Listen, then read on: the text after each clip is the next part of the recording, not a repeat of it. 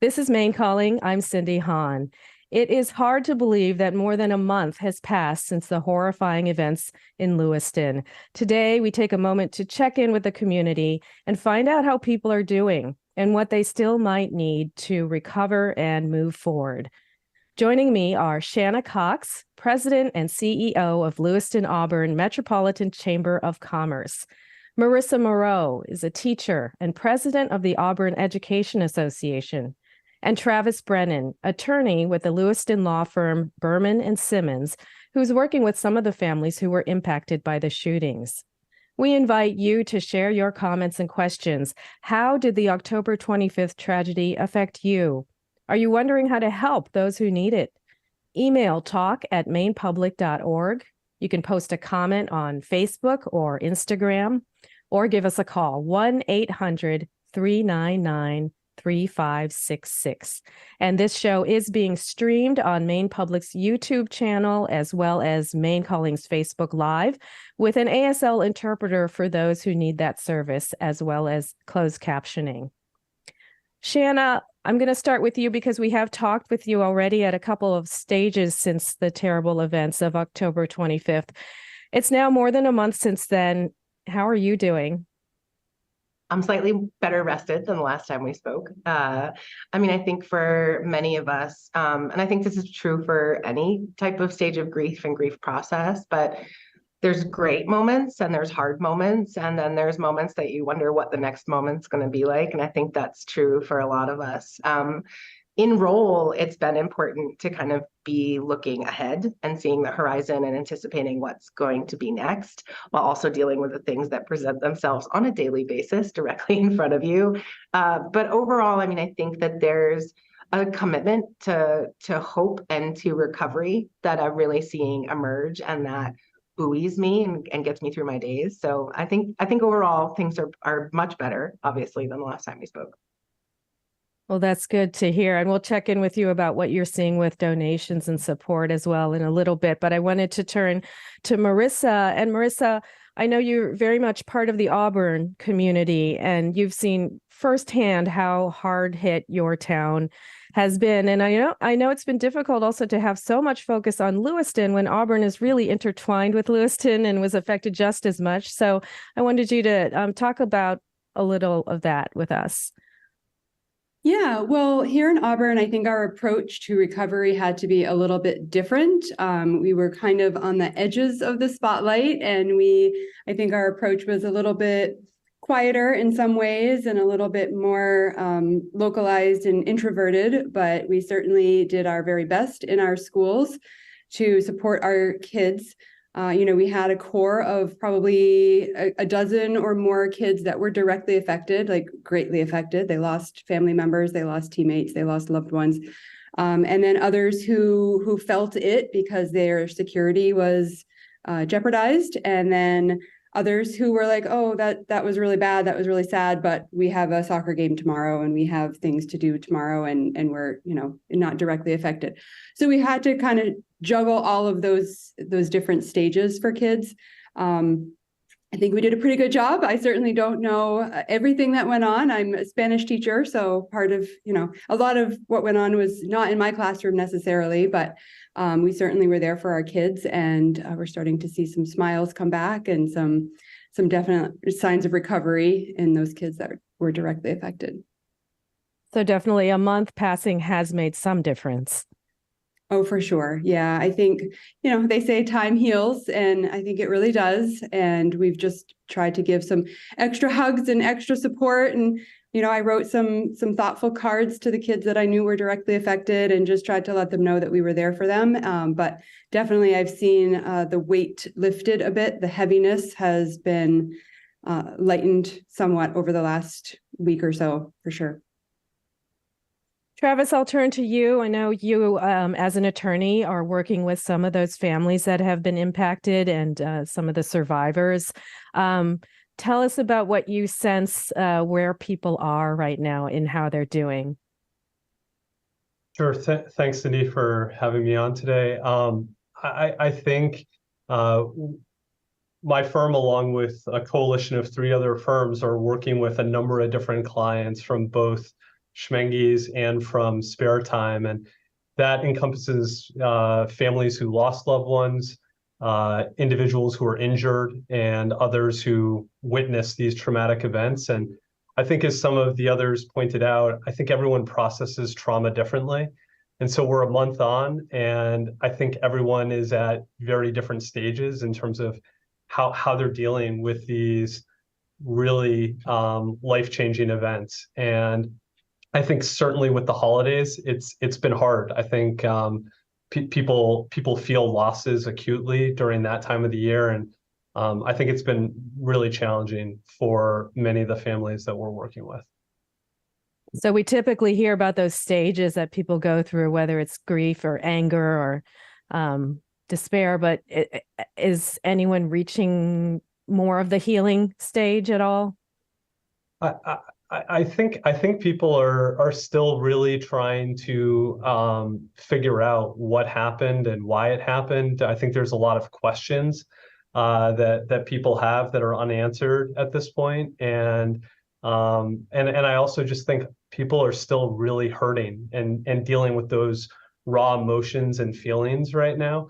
And it's been really difficult, I think, for people to try and process these events. And even for those who have survived, I think the stories of kind of courage and how people reacted in a really difficult situation is pretty remarkable. But I think, I've heard from a lot of people, there's even some guilt, survivor's guilt, from those who managed to make it out, that, could they have done something more? Could they have pulled someone out to safety? People are struggling with those things. Oh, that's so hard. Shanna, I know that you've thrown yourself into coordinating donations and support for those affected by the tragedy. Where do things stand? Is there just a whole bunch coming in? And what's happening with all of that and how it's being allocated? Cindy, I'm chuckling because the way you introduced that makes it sound as though it was a planned throwing in, and I don't think that's the case at all. I think this is important because this has come up quite a bit, and I'm happy to give you kind of a summary of where things stand. But in the very early days, the ability to respond was a privilege I was afforded, and did do that. And continued coordination was not something that we planned on, though it is a role we continue to play, and part of that is actively looking for the opportunities to coordinate the existing funds that we're managing with some of the larger efforts that are out there so that there is better overall coordination. So at this point, we have a foundation at the LA Metro Chamber, have since 2015 and 2016, and there's a number of activities that we're doing. So we're supporting a donor-advised fund with former Governor LePage, and that's associated with a benefit dinner on December 15th. And that has very specific, and I look to Travis, who's an attorney on this call, but has very specific designation of how those funds will be used, kind of a subset of the overall victim list. Likewise, we supported the fundraising efforts related to the softball tournament. That also has very direct donor advised implications and will go to, again, a subset of the overall victim list.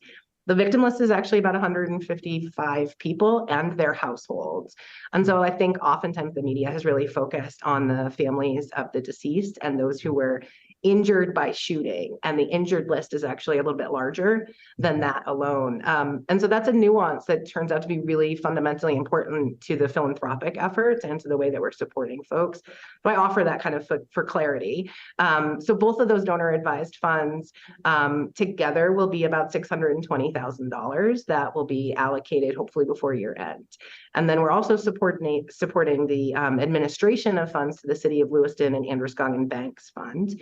And with that, like Travis, we're working directly with families to address their kind of immediate financial needs. That's things like mortgage and rent and car and keeping their phone on, not just because of lost wages, but also because it is hard and stressful to pay all those things. You probably paid them late if your due dates were anywhere between October 26th and November 10th, for example.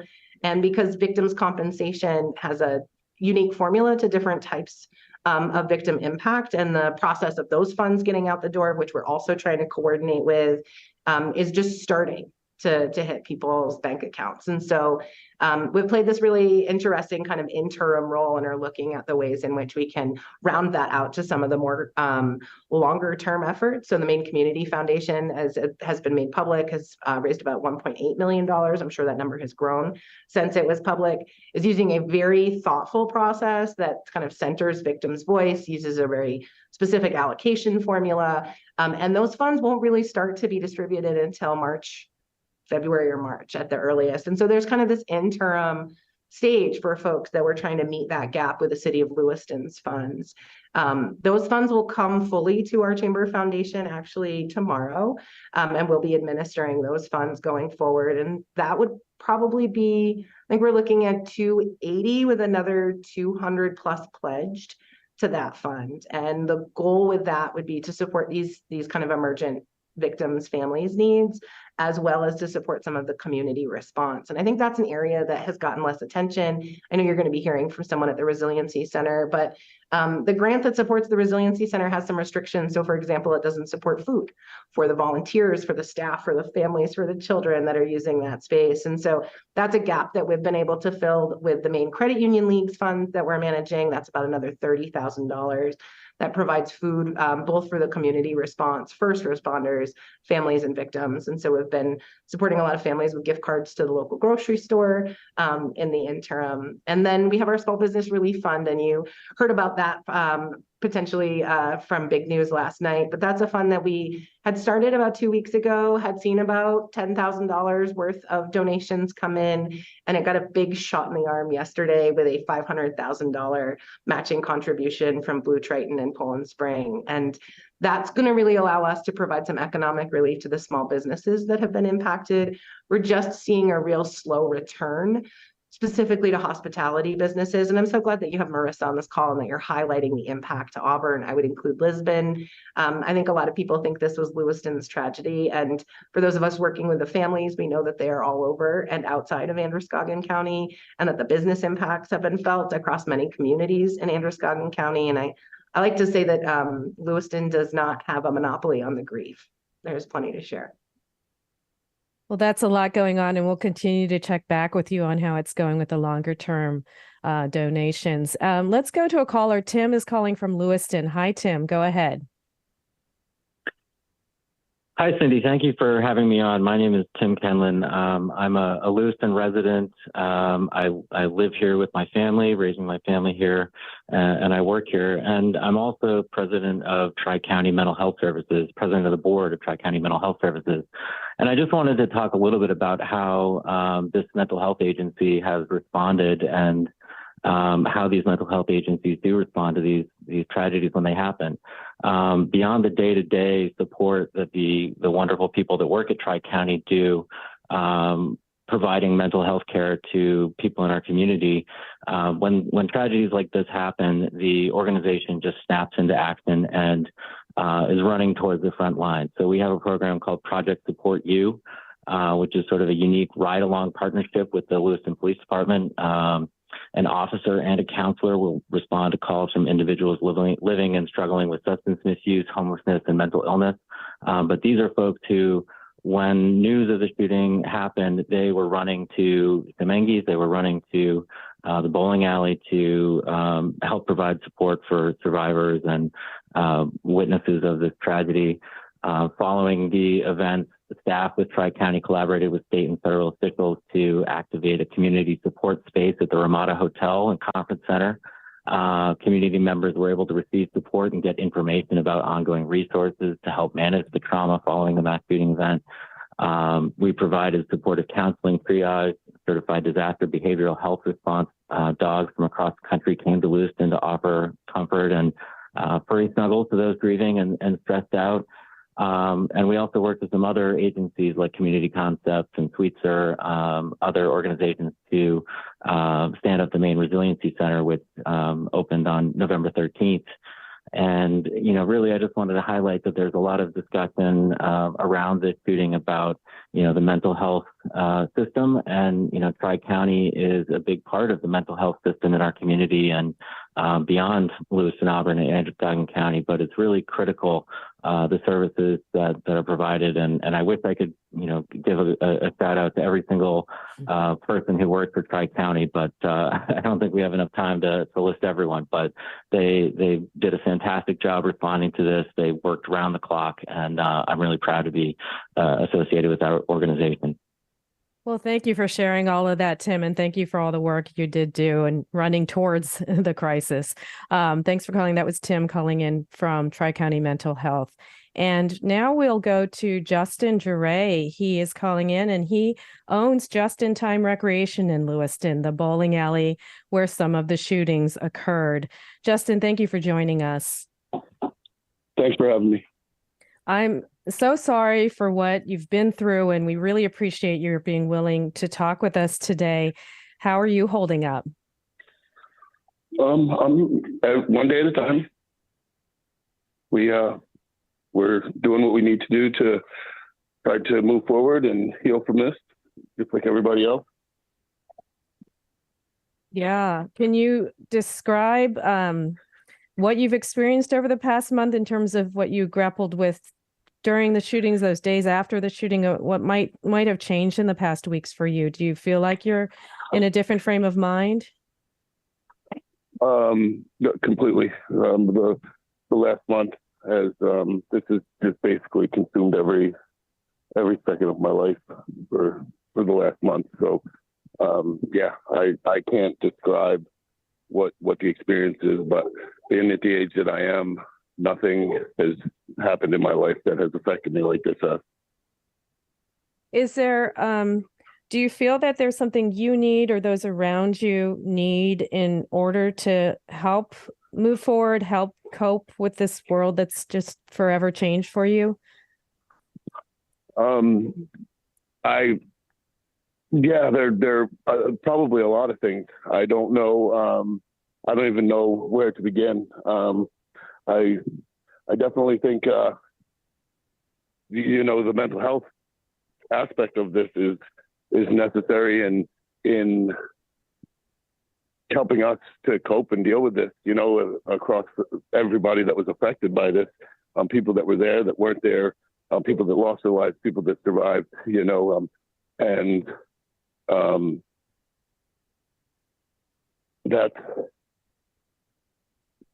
but it's kind of being reactive at the same time, and it tends to be that way. Yeah, and I know that there has been a lot of support coming forth from people. What has that meant to you? It's overwhelming. It's amazing. Yesterday we were in Boston, and Tom Brady was honored at the Celtics game, and I was honored that he allowed me to be a part of that, to watch him get honored for what he did at the bowling center the night that happened. And so many people have just been right here for us, and whatever they can offer to help. And I know, as far as plans for your business, would it be too difficult to try to reopen, or would it actually be helpful to you in moving forward? Is something you're thinking about? We are absolutely going to reopen. We've got to give the bowling center the opportunity to be there for the community, as it's been there for over 30 years. I went there when I was a kid. I brought my kids there. It's part of the community, and we feel that that's what we have to do. Well, I'm sure very many people in the community support that initiative of yours to have the strength to do that. So thank you, Justin, for your strength. Justin Duray owns Just in Time Recreation in Lewiston, one of the sites of the shootings on October 25th. Travis, I wanted to turn to you and just ask about, Justin mentioned one of the survivors who was honored for his help, helping others during the shootings. And it's been mentioned that those who died have gotten obviously the most focus, but there are a lot of survivors out there doing what they can to get back into just life. Yeah, I think Cindy, I'm struck as I've been working, as we've been working with all the different clients. I'm struck by the stories that have emerged in terms of what people did literally when they were under fire. The bravery, the courage, the compassion in terms of trying to protect children, trying to protect other people who were right in the line of fire. It's really extraordinary. But the thing that I'm hearing, and I think it's hard. I mean, we want to talk about moving on, but I think, people are really struggling with, after witnessing these events, they're having a hard time sleeping at night. They're having nightmares. They're in a place and they hear a loud noise suddenly, and it causes, mass, fear and a startle reflex. And so I think people are starting to realize, like, this is changed me, and how, and it's I think it's hard for people to kind of, I think as Justin pointed out, one day at a time right now. I think that really encapsulates where a lot of people are, just trying to take it one day at a time. And the other thing I think that's lost is, over the last few weeks, I mean, these are very tight-knit communities, people who bowled together for years, or people who played cornhole together for years, who lost partners or teammates, and they've been going to funerals, like multiple funerals. And I think it's just been emotionally draining for everyone. We are going to take a quick break. A reminder that this show is being streamed on Maine Public's YouTube channel, as well as Maine Calling's Facebook page, so that those who need to view the ASL interpreter and the captioning have that option. This is Maine Calling. We'll be right back.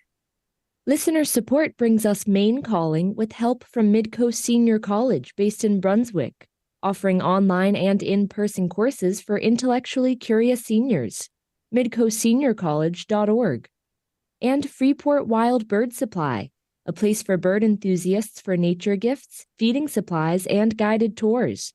freeportwildbirdsupply.com. And Maine Community Foundation, working with those who love Maine to boldly invest in its future. Year-end gifts can be made online at mainecf.org. Cities across the country face deep challenges as a result of the pandemic, with rising vacancies coinciding with changing behavior by consumers and commuters. Have work-at-home habits changed downtowns forever? What opportunities exist for cities with a plentiful supply of quality office space? Don't miss our special report on the next Commonwealth Club radio program.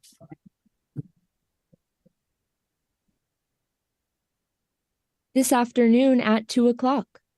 Looking for a captivating new podcast that offers thoughtfully documented stories about Maine life? Check out Essential Salt. This limited podcast series digs into the vast archives of the Salt Institute for Documentary Studies to bring you flavorful, personal, and raw stories that are more than just a glimpse into Maine's people and places. Listen to all 5 episodes now on Spotify, Apple Podcasts, YouTube, or at mainepublic.org/salt. Welcome back. This is Maine Calling. I'm Cindy Hahn. Today, we are talking with people who have been affected by the shootings in Lewiston and finding out how they're coping and what's being done to help their communities. With me are Marissa Moreau. She is from Auburn, where she's a high school teacher and president of the Auburn Education Association. Travis Brennan is a trial attorney with Berman and Simmons in Lewiston, and he is working with families of those who died, as well as survivors. Shanna Cox is president and CEO of Lewiston Auburn Metro Chamber of Commerce. Share your comments and questions. Tell us how you're doing in the wake of the terrible events last month.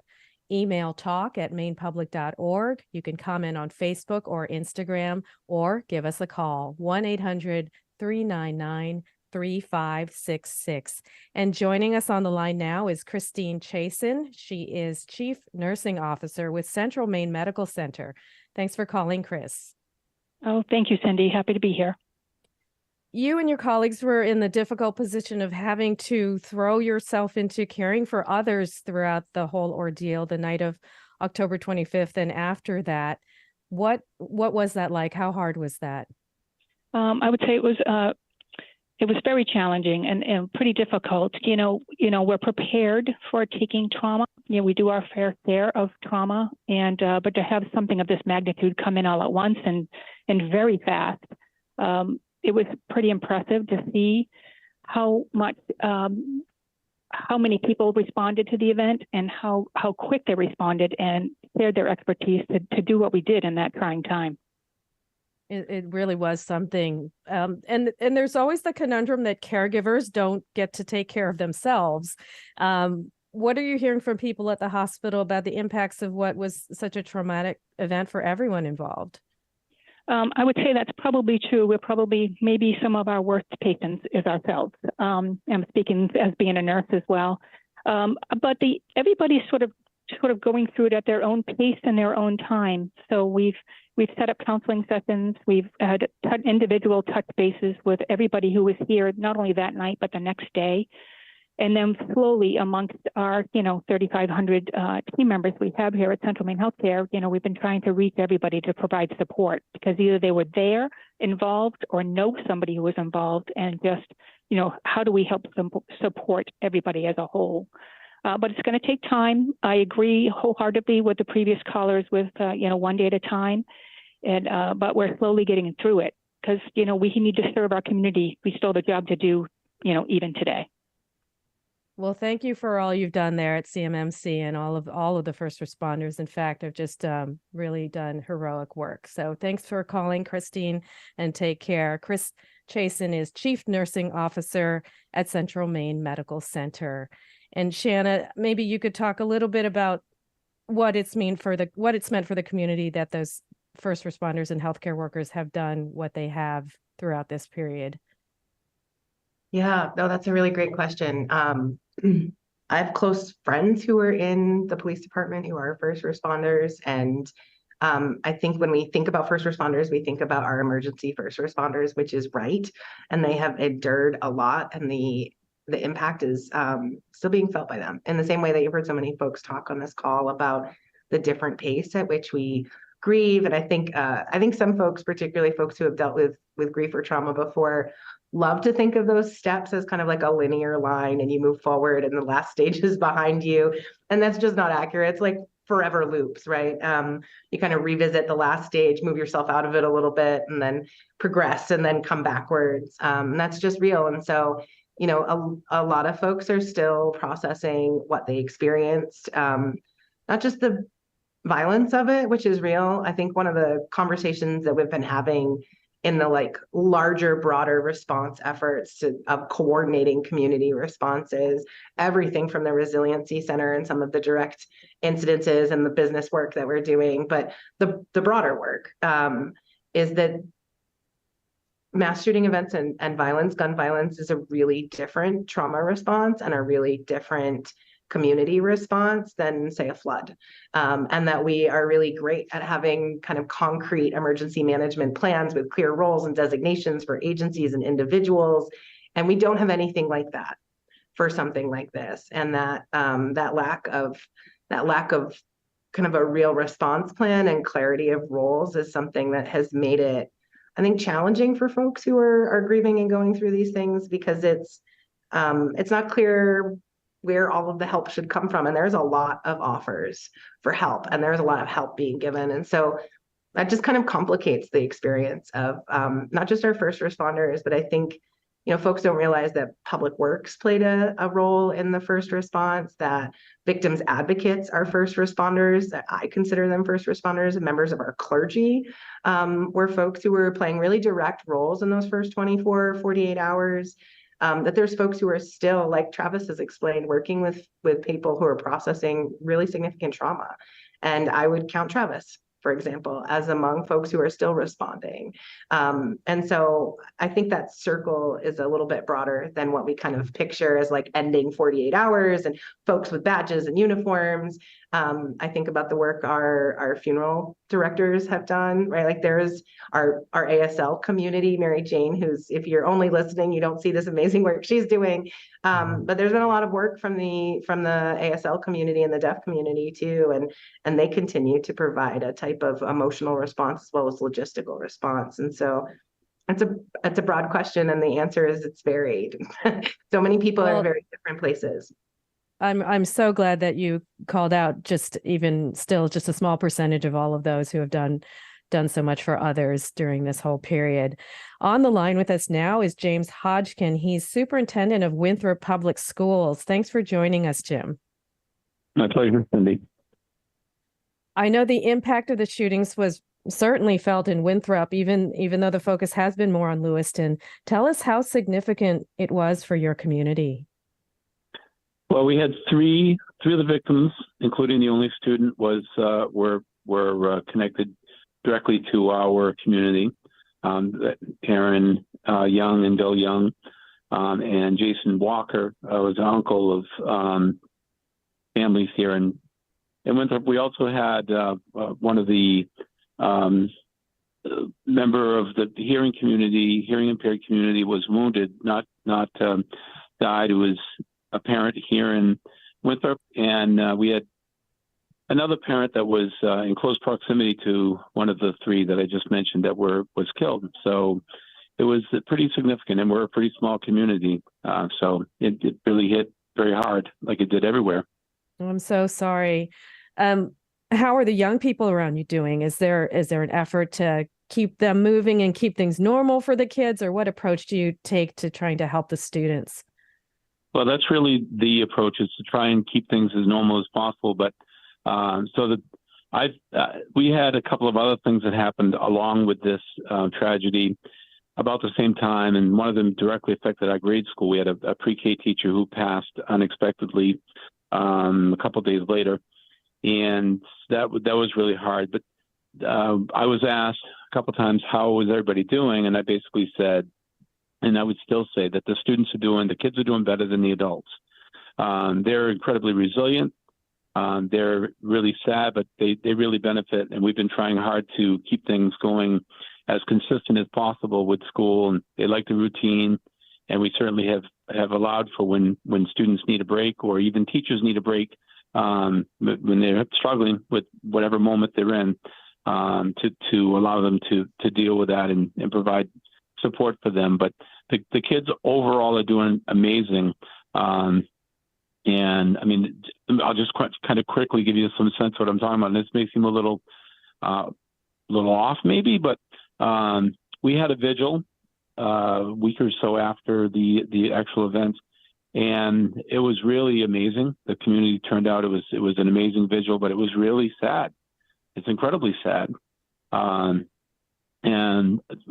But just to show you kind of how the kids all factor into this, the very next day after the vigil, our field hockey team competed in the regional championship over in Freiburg, and it was and I went.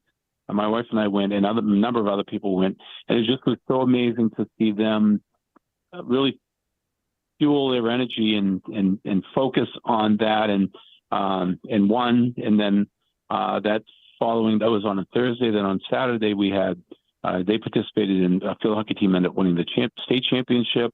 The cross country team was in the championship for cross country. Our football team had a pretty miraculous last-second victory that day. Our middle school football team won that day. We had a young lady who's won the 10 and under cross-country championship for the state. And then just recently, our high school play was put on, and these kids they just demonstrated, right? It's not about the victories. It's not about any of those things, except how much they can really focus their pain and into a positive and provide incredible inspiration and support and positiveness for our community. And when a time when we really, really needed it, they were just amazing. Well, that's really heartwarming to hear. Thank you, Jim. It's everybody needs something to rally around and be hopeful about. So thank you for sharing that, and thank you for all you're doing for your community. Jim Hodgkin is the superintendent of Winthrop Public Schools. Melissa, you're in the education field, and you've also seen so much impact on the students, including one of your students as well was among those survivors. Could you talk about how he's doing?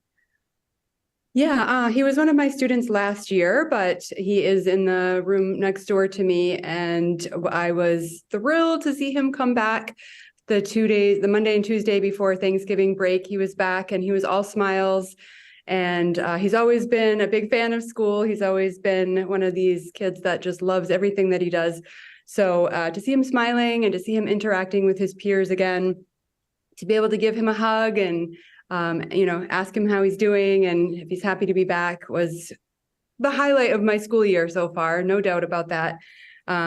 I think he's doing well. He has to go back for another surgery right after Christmas, and then I think there'll be another one after that. But for now, he is here and doing quite well. And I know there have been a lot of fundraising efforts for him and his family. His brother is a middle school student and was there and witnessed it. And his mother is an employee of one of the elementary schools, and she was there and witnessed it. So I know the other schools, in addition to Edward Little, are trying to really embrace the brother and the mother as well and give them support. They talk about going to therapy. He openly mentions how he'll be in therapy for a while, talking about this whole experience of his, but he seems to be really open and receptive to moving forward and recovering in a healthy way. Oh, wow. That family has been through so much, and it sounds like he has an incredible attitude considering what happened. So thank you, and thank you for your care for all the students. We are going to take another quick break. This is Maine Calling. Please do tune in to Maine Public's YouTube channel to view today's program. It's also on Maine Calling's Facebook page. You can find the ASL interpreter and captioning there. Thank you. We'll be right back. Listener support brings us Maine Calling with help from CEI Maine, committed to building a just, vibrant, and climate-resilient economic future for Maine people. CEIMaine.org. And BCM Environmental and Land Law of Northern New England, helping landowners, farmers, and governments problem solve. BCMEnvirolaw.com. And Northeastern's Rue Institute, offering graduate education in data analytics, the life sciences, and more. northeastern.edu/Maine. I'm Deepa Fernandez. A new book shines a light on the Indian government's practice of imprisoning critical voices. India's political prisoners are mostly the country's most important lawyers, writers, thinkers, activists, who often come from Muslim, Dalit, and minority communities. Next time, Here and Now.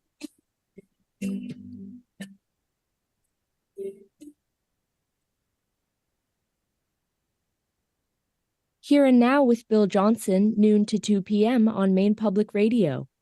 If you haven't yet joined our All Books Considered book club, there is still time to read our next selection, This Other Eden by Pulitzer Prize-winning author Paul Harding.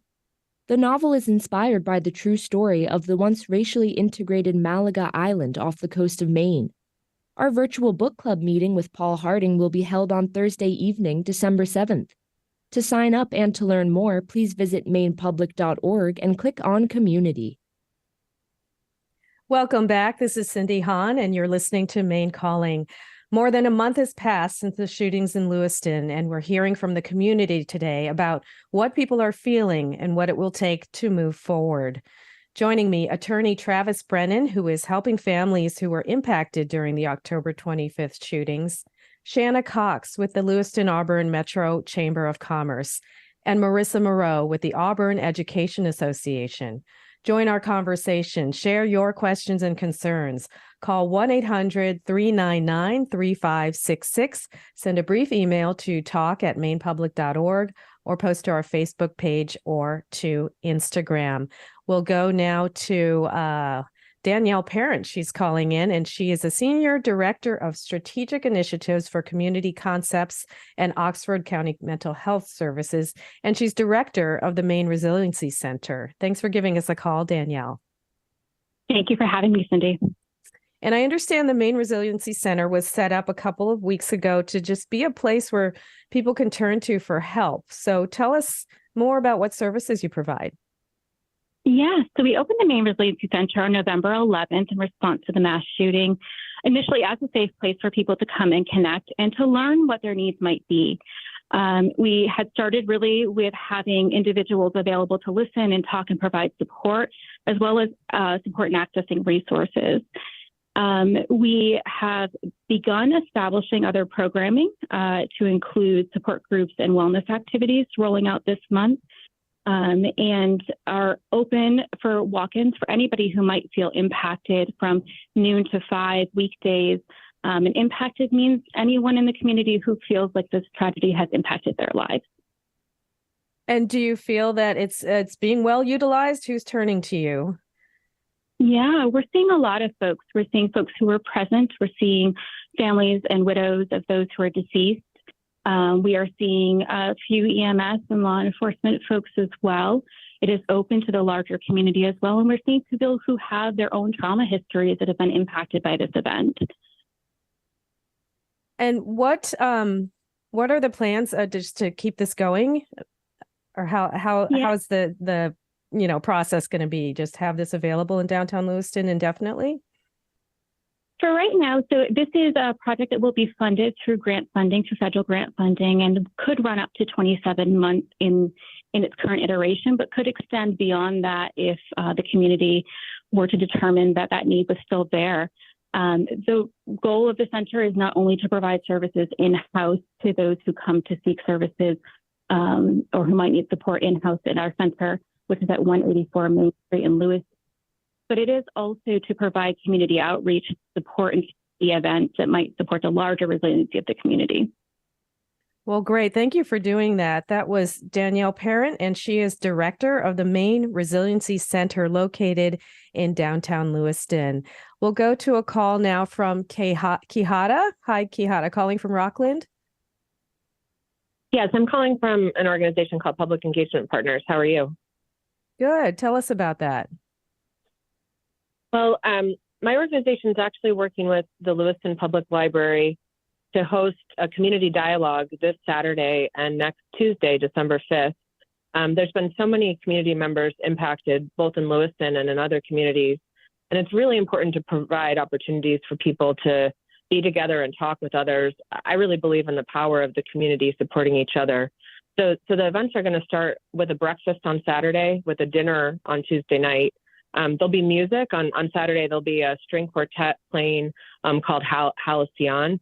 And on Tuesday night, there'll be a multicultural girls chorus called P Stintu that includes some Lewiston teenagers actually in the chorus. The Center for Maine Contemporary Art has helped to co-design an interactive art experience around processing hurt and healing. And then we're going to break people into small groups with facilitators from the University of New Hampshire, where people can process what happened with others in their community and begin healing. So the event's free. Anyone is welcome. We will have ASL supports, language translation, childcare, and therapeutic supports. And you can register online at the Lewiston Public Library or just show up. Saturday, the event's at 10 a.m., starts at 10 a.m. And on Tuesday, December 5th, it's at 5:30 at Callahan Hall in the Lewiston Public Library. Well, thanks for doing that and for letting us know about it. Thank you. Well, if you get a chance and want to post any of that information on our Maine Calling Facebook page, that would be helpful as well. Thanks for calling. Travis, I wanted to turn to you just in terms of not only in your work, but I guess personally, do you feel that people, in order to feel a sense of closure or justice, I mean, is it possible through whether it's legal action or through talking or whatever it is there a sense that people can reach a point where they feel like they've found justice or closure? Well, I think, it's been amazing to listen to this panel and the callers. I think the work that Shayna's doing and Marissa and within schools, trying to raise money to support families to deal with credit card payments and immediate needs that are coming due. is really extraordinary. And I think Maine is an amazing community, having grown up here. And I think we're seeing that community come together as a result of this. I think a lot of the families, in addition to processing grief and the trauma that they're going through, are left with a lot of unanswered questions about how something like this could occur. I think it's a question that all of us have. How could this have occurred, especially in a situation where this is someone who had overt signs of mental health issues and challenges. And so I think right now, a lot of the families that we're working with have these unanswered questions. How could this have happened? How did the system break down here? Is someone accountable for that? And how can the system be changed so that something like this never happens again? And I just want to add, Cindy, one of the things that we've done in the recent weeks actually is that our law firm has partnered together with another local law firm, Gideon Asen, which is in Auburn, and 2 national law firms. We've actually come together to form a coalition of 4 firms because we think that's the best way to help represent all of our clients in terms of trying to get answers to these really important questions. Yeah, it's not having the answers that is so very frustrating for all. We'll go to a call now. It's Belinda calling from Bangor. Hi, Belinda. You're on Maine Calling. Thank you, Cindy. I just wanted to make a comment. My family was involved in something like this, a mass shooting some years ago. And I just, hearing the words right off the bat, now the healing can begin. I don't know. I feel like we're a prisoner of our limited language. And before healing can begin, there's a very, very long period of dealing. So healing comes first, I think, for those who are least impacted by a tragedy like this. So when you hear those beautiful, well-meant words, and they're meant with love, I believe that they're also meant with a huge confusion of, I just don't know what to do. The healing can now begin. I feel kind of like it's hollow.